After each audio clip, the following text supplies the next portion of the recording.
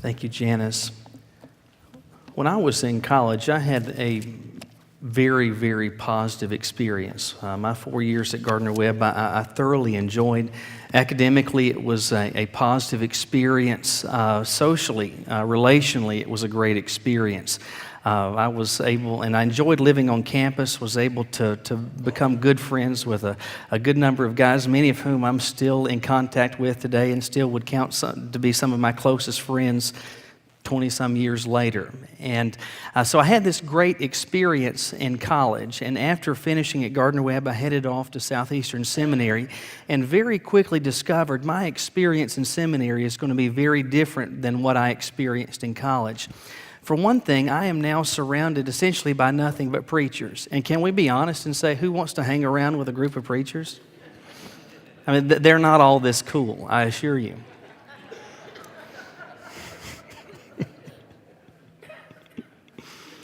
So there's that. Beyond that, by the time I get to seminary, I'm in my early 20s, and there are other guys there my age, but there are many that are a few years or a number of years older than me, further down the road, and because of that, many of them are already married. Many of them also already they've started families.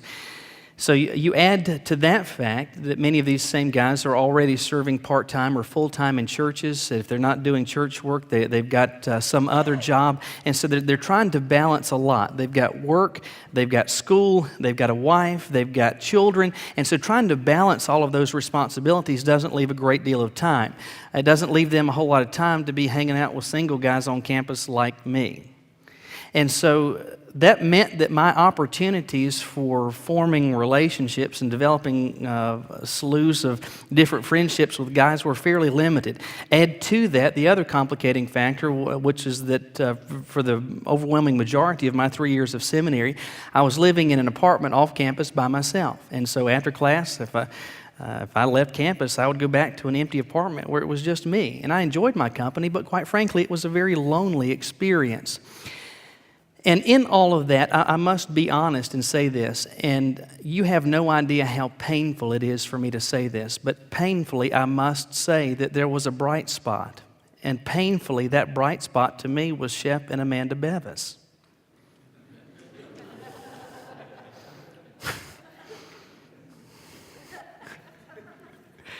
And, of course, I had known them from Gardner-Webb. Shep and I actually roomed together 1 year while we were in college together, so we're at Southeastern at the same time. Shep and I have some classes together, and Amanda is working full-time as a school teacher. Shep was working part-time at night for Sam's, and so after class in the afternoons, I would go back over to Shep's apartment. I would hang out with them or hang out with Shep, and then Amanda would get home. And I tried to be intentional in being aware of the fact that though this, quite frankly, is where I wanted to be, hanging out with them as opposed to going back and sitting by myself in an empty apartment, they're married. They want their own time. They want their own space. The last thing they want to do is to have me as their roommate joining in the midst of all of this. And so I tried to be careful with all of that. But in truth, they were for me a real bright spot in what otherwise would have been a fairly lonely experience. Excuse me. Near the end of my second year, though Shep shared with me that he and Amanda had made the decision that they were going to be, at the end of that semester, they were going to be going to serve as church planners in New Hampshire with the North American Mission Board. And I remember the day that they actually left and helping them pack the U-Haul and shutting that door, and I get in my car to leave, and I distinctly remember thinking this, because quite frankly, I was saddened by this thought. Now they are gone. That chapter is over here. And so my experience going forward is going to be very different. That's over. Things now going forward are going to be different. Hang that thought with me in your mind for a moment. That's over. Things now are going to be different. You recognize, obviously, we are now 3 days past Christmas. We're at December the 28th. Christmas is now over, but I want you to think back to what it was like in the first century.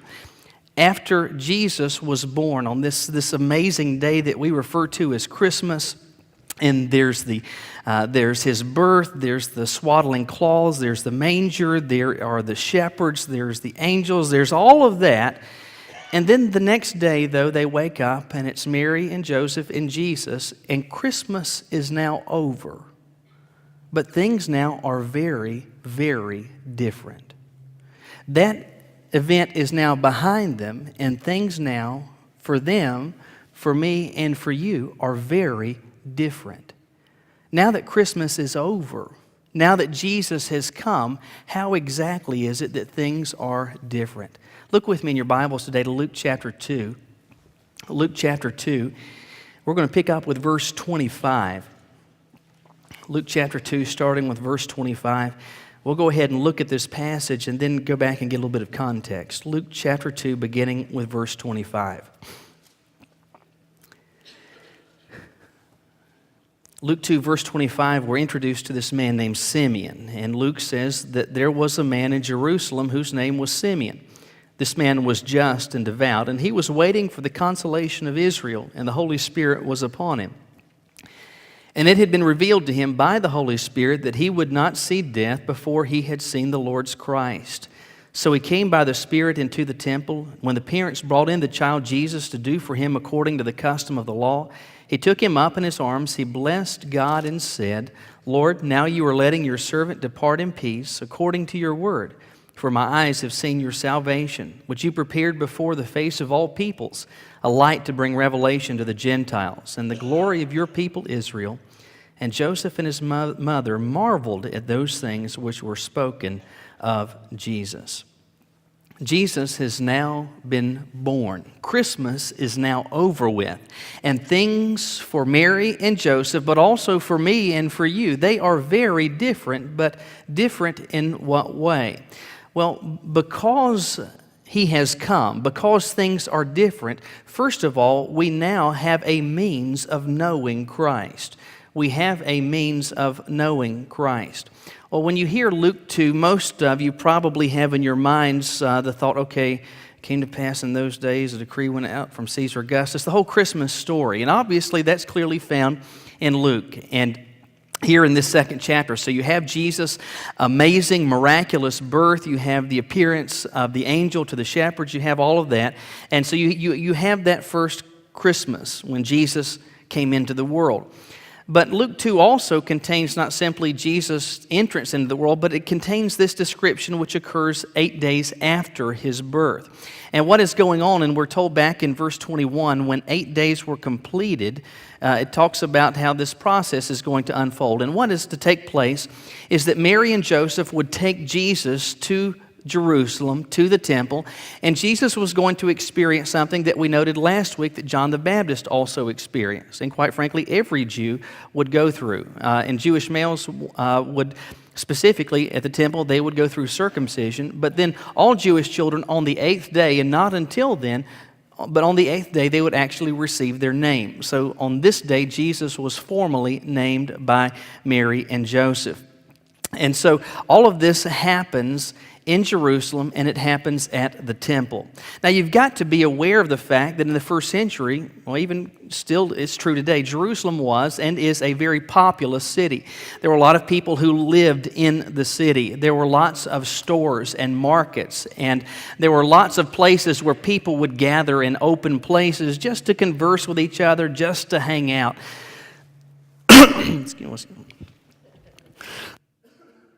Thank you. I apologize for that, missing the mute button there. Anyway, there were absolutely places where people that were popular hangouts for people, but among those that were most popular, among those, the one that was the most popular was around the temple complex itself. The temple was the most significant place in the city of Jerusalem. And it was the place, obviously, that people would go to for religious purposes, to offer sacrifices, to present offerings, but also it was a place where people would just gather throughout the week, throughout ordinary days, to see other people, to be seen by other people, just to hang out with folks. And so on any given day, the temple complex would have had lots and lots of people in and around it. And so it's into that environment that we see these things beginning to happen. Mary and Joseph show up on the 8th day after Jesus' birth, there would have been lots of people, almost certainly hundreds, if not in fact thousands of people standing about, walking about around the temple. Some other couples just like them, some even carrying babies just like them, young people, old people, whole mix of folks gathered around the temple. Now, with that as backdrop, we get to verse 25, and we're introduced to this man named Simeon. Now, apart from what Luke tells us, we know absolutely nothing about Simeon, but he reveals to us a few things about him. First of all, we're told in verse 25 that Simeon was a man who was just and devout. And Luke further adds that the Holy Spirit of God rested on Simeon. Now, this communicates to us that Simeon was a man that knew the Lord, had a personal relationship with Him, and took that relationship very seriously. It was not just a passing, flippant thing. It wasn't just some empty ritual that he would go through. This is a man that knew God and walked with Him. Now, the second thing that we know, or at least can logically infer from the context of this passage, is that Simeon is probably a man that's fairly old, seemingly in the winter years of life. And though Luke does not specifically say that, the context seems to indicate that Simeon is an older man. And the final thing that we are told by Luke is that God had communicated to Simeon that he would not die until he had seen the long-promised Messiah. And so however long it was that he was going to live, he would not take his last breath until he had seen with his own eyes the one that Israel had been looking for centuries, for millennia, the promised one, the Messiah of God. So with all of that, we get to verse 25, and we can start putting all of this together. Mary and Joseph show up, and they are carrying the baby Jesus. They have arrived at this location where there were certainly at least hundreds, and not in fact thousands of other people who were gathered. And it is almost equally certain that there were other young couples there with newborn children, maybe those that were also on the 8th day after birth that were there to be either circumcised or to get their formal name. So into all of that mix, we have Simeon, who was also present. And out of all the people that were in and around the temple that day, Simeon sees Mary and Joseph, and he sees this baby and knows that's him. That's him. This is the one that I have been looking for. This is the one that God told me I would not die until I had seen him, and that is him. Now, you might have read this passage before and never stopped to ask this question. How in the world did Simeon know this? Again, there were almost certainly other young couples with babies. How is it that he wound up, was it just chance that he selected and went up to Jesus and says these things? And he just happened by chance to get it right? Why is it that he was drawn to a baby? Why not maybe an older boy or maybe a full-grown man? What was it, how was it that he wound up going over to Jesus and saying, Lord, now you're letting your servant depart in peace because my eyes have seen your salvation? How did that happen? It cannot be coincidence. It cannot be mere chance. How exactly is it, or was it, that Simeon knew who Jesus was? Well, Luke gives us the answer to that. In verse 26, Simeon, we're told, it had been revealed to him by the Spirit he would not see death until he had seen the Lord's Christ. So God through the Spirit had said, you will see him before your death. Verse 27, we're told that he also came by the Spirit into the temple. This seems to indicate to us that under normal circumstances, Simeon would not have been going to the temple that day, but God through the power of His Spirit has prompted Simeon, you need to be at the temple today.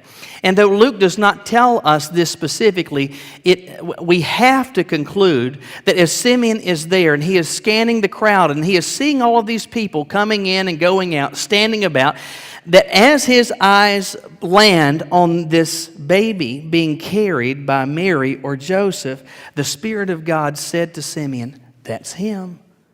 That's him. How did Simeon know who Jesus was? Because the Spirit of God confirmed it to him. Now, you may say, well, Michael, that's kind of nice. I haven't really thought about that before. I've read this before, and that's kind of interesting. I'd not thought about that question prior to this, and so that's nice. That's nice that Jesus was known by Simeon because the Spirit of God revealed that to him. That's nice. Well, let me just say this. It is far more than nice, because in that act, I believe there is an act of great theological consequence. And here it is. No one comes to Jesus. No one recognizes Him as God's salvation unless and until the Spirit of God makes it plain to them. Now, let me see if I can even make it more plain. No one will ever, in fact, I would say no one has ever just simply woken up one day and said, you know what? After breakfast, I'm gonna become one of those Christians. Today I will, and just out of the blue, today I'm going to become a follower of Jesus. That does not happen. In fact, I would go even further to say that cannot happen, where someone just on their own decides, hey, I'm going to become a follower of Jesus one day. Well, how then does it happen? It happens when the Spirit of God is at work, showing who Jesus is and what He has done. How did Simeon get to this point where he recognized this is Jesus, present before me is the salvation of God? Because the Spirit made it plain to him. Because God, through the power of His Spirit, revealed it to him. This only happens when the Spirit of God is at work making Jesus known. I would argue to you that the whole of the New Testament supports that fact. Jesus, in His own words, said in John 6:44, no one can come to me unless the Father who sent me draws him. How does the Father draw people? Through the power of His Spirit. Paul says this in 1 Corinthians chapter 2, verse 9, eye has not seen, nor ear heard, nor has entered into the heart of man the things which God has prepared for those who love Him, but God has revealed them to us, how? Through His Spirit. After Jesus came, things were markedly different, because after He came, we have a means of knowing Him, recognizing that in Him salvation can be and exclusively is found, because the Spirit of God is at work showing us, showing other people, having shown you in the past or showing you today, present in Him is the source of salvation. It's all part of how the Lord prepared for Christmas, so that once Jesus finally came, we would have a means of knowing Christ, and that's through the work of God, through the power and the person of the Holy Spirit. Let me see if I can paint the picture for you this way. Andrew, our middle son, his birthday was back in October. And over the years, relative to birthday cakes, we have done a variety of different things. Many times Caroline has made and decorated a cake. Sometimes we've had a store-bought cake. And so in advance of his birthday, we were talking about some different options as to what we would do. And I got this email from Sweet Frog, the ice cream place up here at the Target Shopping Center off of Bridford and Wendover. And this email said that over these period of a few days, you could get a 12-ounce cup with as much as you wanted in it for $4. And so I don't know if you're familiar with how Sweet Frog normally works, but you go into this place, and it's a frozen yogurt place, but let's just call it ice cream because that's what we think it is. Anyway. So you go in there, and they've got all these machines of soft serve, and there's probably at least 12 or 15 different flavors. And you pick a cup, and you put as much ice cream as you would like into your cup. And then you go over to this, what looks like a buffet line, and there's probably 50 or 60 different toppings that you can put on. And there's some of the normal stuff, like crushed Oreo cookies, or broken up pieces of Reese's Peanut Butter Cups, or M&M's. There's cherries, and there's fruit. And so there's some of the normal things that you may want. And then there's some kind of weird stuff for kids, like sour gummy worms. I don't get it. They're there. And so what happens is that you from all those toppings, you put whatever you want on your bowl of ice cream. And then the last thing that you do is you put it on a scale, and they charge you by weight. So they charge you by weight. I don't know if you're aware of this, but you don't want to go to a place like that with 4 children. And you don't want to say, here's all this stuff, and you can pick from this, and then have to pay by weight. But then again, I got this email now, and it's whatever you want, as much as you can get into that cup for $4. So the price is set. And I shared that with Caroline. She thought the idea was promising. We shared this with Andrew, and Andrew really liked the idea. His brothers and sister were excited about this. So we headed off to Sweet Frog that night, and we all got ice cream, and they all got those nasty gummy worms in their ice cream. Now, what I want you to understand is this. We have been, as a family, to Sweet Frog now a number of different times. We have taken our 4 kids to Sweet Frog now a number of times. But do you know when we have gone? The only time that we have gone is when we responded to a special invitation like that. We don't just go on any day, but only when they extend those special, discounted invitations. We only respond when there is a special invitation. I believe that there is absolutely a spiritual corollary to that, a spiritual parallel to that. And that is that the only time that someone is going to respond to the work of Jesus, the only time that anybody is going to respond to the claims of Christ and to the truth of the gospel is only when they have been extended by the Spirit of God a special invitation. Where God works in your heart as He did in Simeon's and says, this Jesus, He is special. And in Him and in Him alone is salvation found. Now, the truth is, over the years, I have talked with a number of different folks who, after sharing with them the gospel, have said, you know what, I really like that. I really like that thought.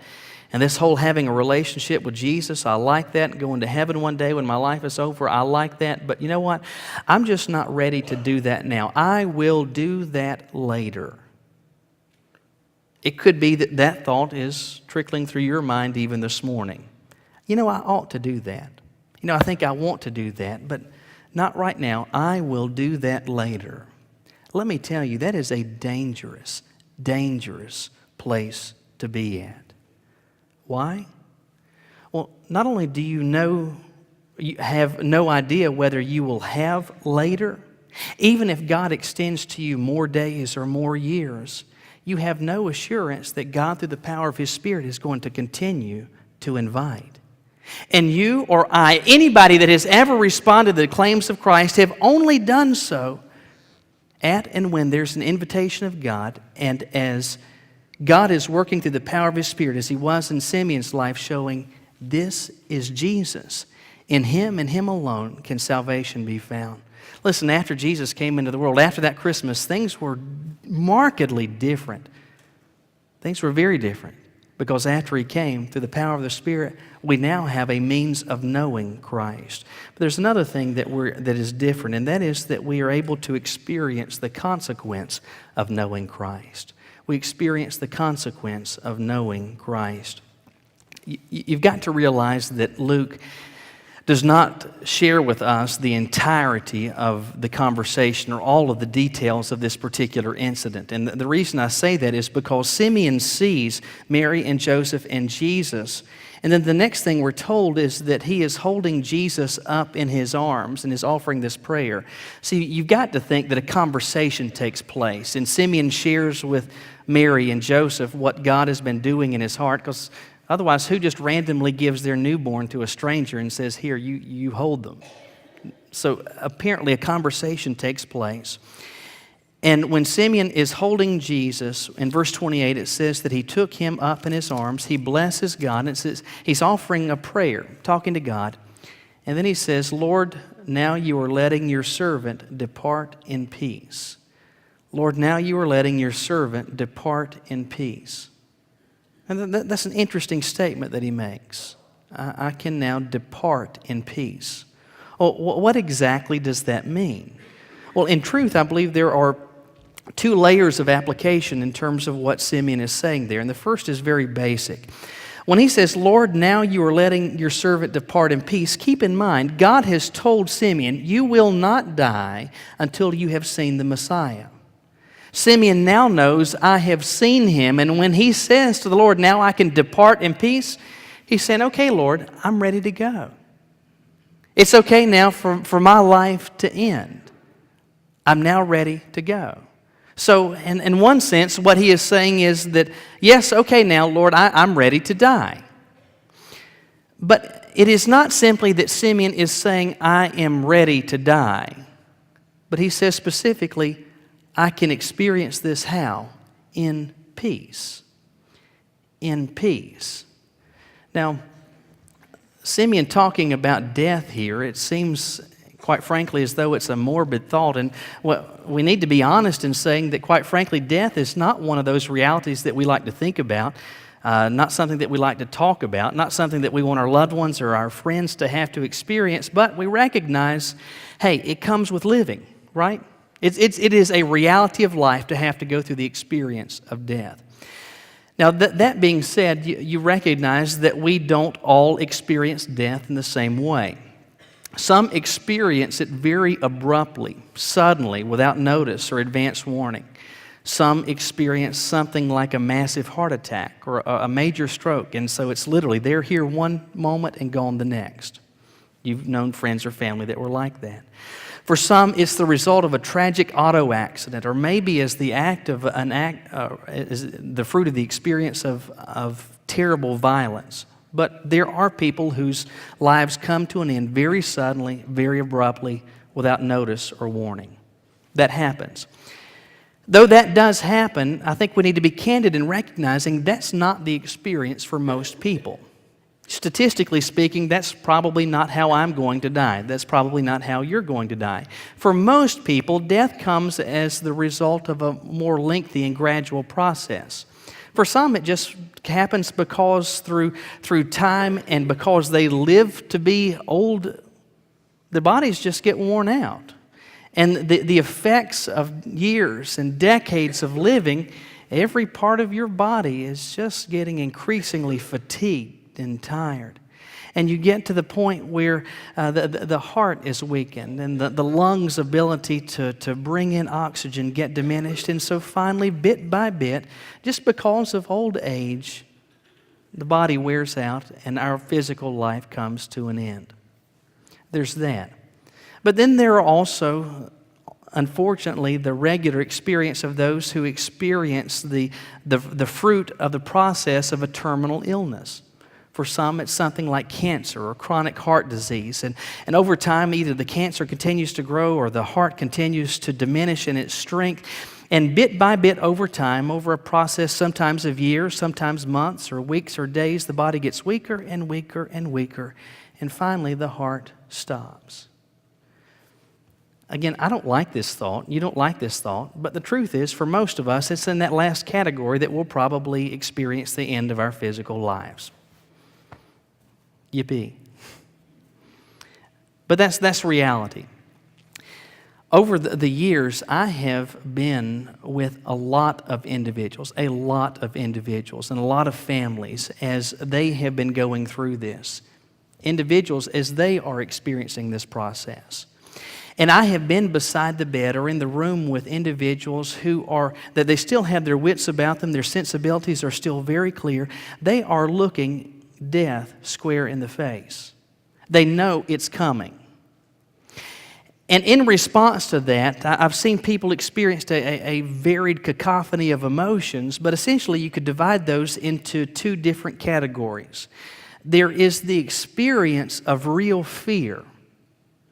And I have been there with people that absolutely know that death is looming, that their hours are now limited, their days are now very numbered, and they are literally scared to death of death. I've been there with people like that. But then I have also been beside the bed of those who knew what's going on, who are aware that death is absolutely imminent, and their experience and their emotions can only be described how Simeon describes it. It's that of peace. Peace. Oh, what does it mean to be able to stare death square in the face and experience peace? Can we just be honest and say, and I think we need to be candid in saying, that experiencing peace in the face of death is an illogical experience? You say, well, illogical? Yeah, I believe it's completely illogical. Why do I say that? Well, you recognize that this whole death thing, the good thing about it is we only do it once, right? On the bad side, it's not like you get to practice.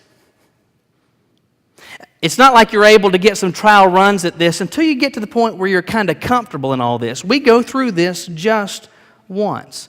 And anytime you're going through something new, especially something very consequential for the first time, what is the normal, natural, logical response? There's fear. There's anxiety. There's a measure of real trepidation. You think about it. For those of you that are parents, when you first became parents and you're headed to the hospital, I mean, there's some anxiety. What's going to be happening? How is our life going to change? Or maybe you had some real butterflies before you walked down the aisle to get married to your husband or to your wife. And it's not that you doubted them or you didn't love them, but this is a big deal and you're nervous about this, a bit frightened by all of it. Or maybe it was that first experience of buying a house. That's a huge expense. And, you know, it's kind of a pig in a poke. You don't know exactly how things are going to unfold. And you're going to the closing table. There's some real nervousness, anxiety, some real fear in your heart. Understand that's the normal, reasonable, logical response when you're going through something consequential for the first time. It is therefore illogical and not normal to go through something as consequential as death and experience what Simeon talked about as peace. So how did he experience it? Well, I think to answer that, we need to say, what was he talking about? When he said, I'm able to depart in peace, what did that mean? Well, I believe, quite frankly, it meant this. As I am going through this, it's okay. As I go through this process, it's okay, and when it's over, it will be okay. And because of that, I'm okay with all of this. Doesn't sound very theological, but that's essentially what it's saying. I'm going through all this, and I will be, and when this is over, I'm going to be okay. And so in my heart, there's not anxiety, there's not fear, there's not trepidation. There's just this sense that I know things are going to be all right. Well, how do we experience that? Because quite frankly, not everyone does. I have been with and I have been beside individuals taking their last breaths and things were not peaceful for them.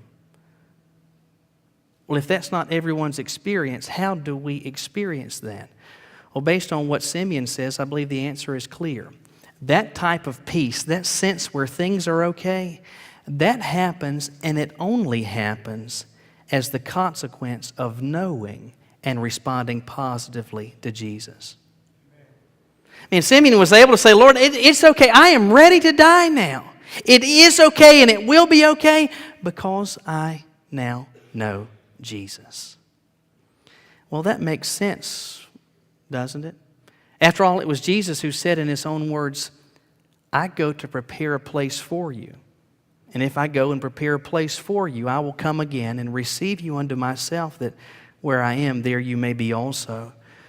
Paul said of those who know Jesus that they will be forever with the Lord. And he further said, we know that if this tent, this body is destroyed, we have a house not made with human hands, eternal in the heavens. Peace comes when you have this awareness, not simply of what is happening, but because you know how the process is going to unfold.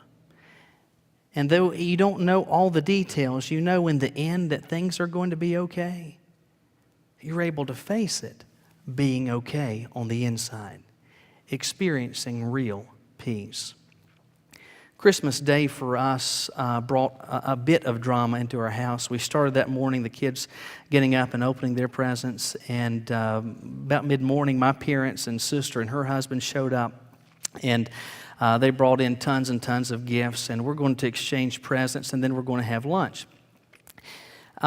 we started letting the kids open all their packages, and so they were able to unwrap them, but then once they finally finish unwrapping them, we'll take these presents out of the packages.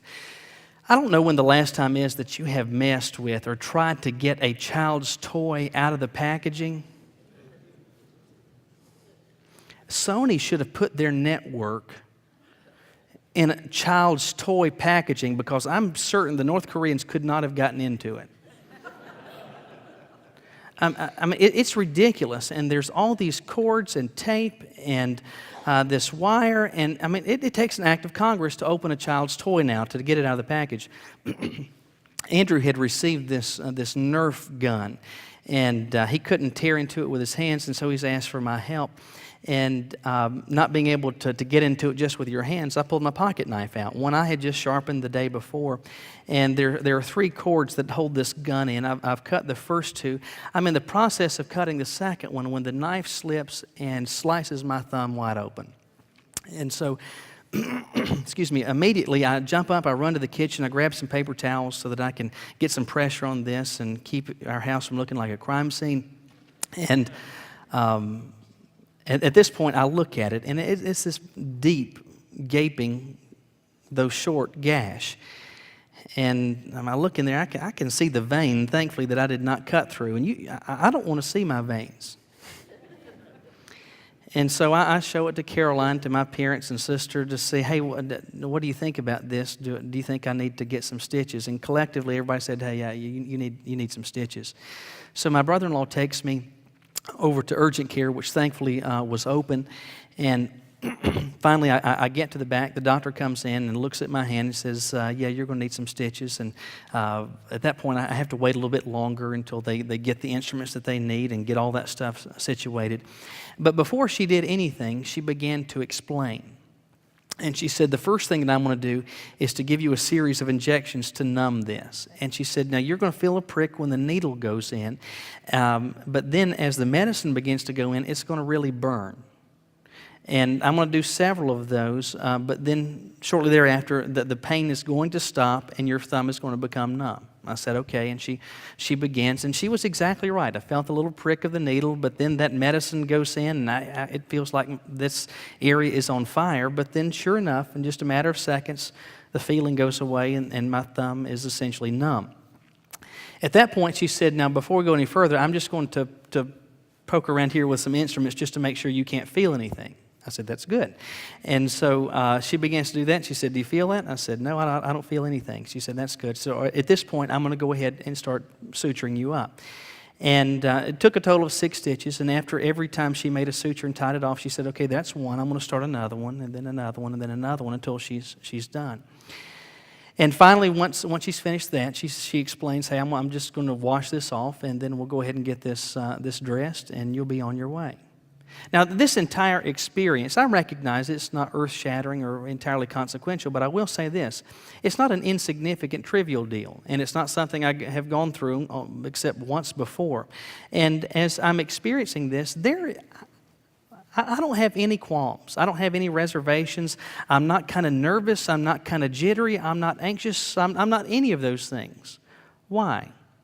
Because she's telling me, hey, this is what's getting ready to happen, and explaining that the end result is going to be okay.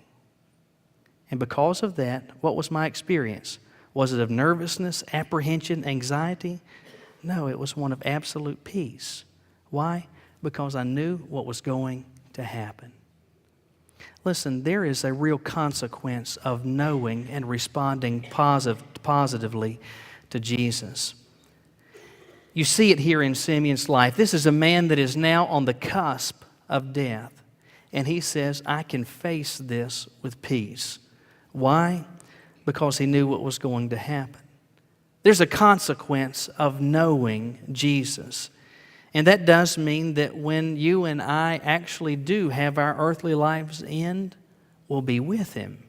Now, that doesn't mean that we are relishing the reality of death and that we're wanting to waste and wish our lives away.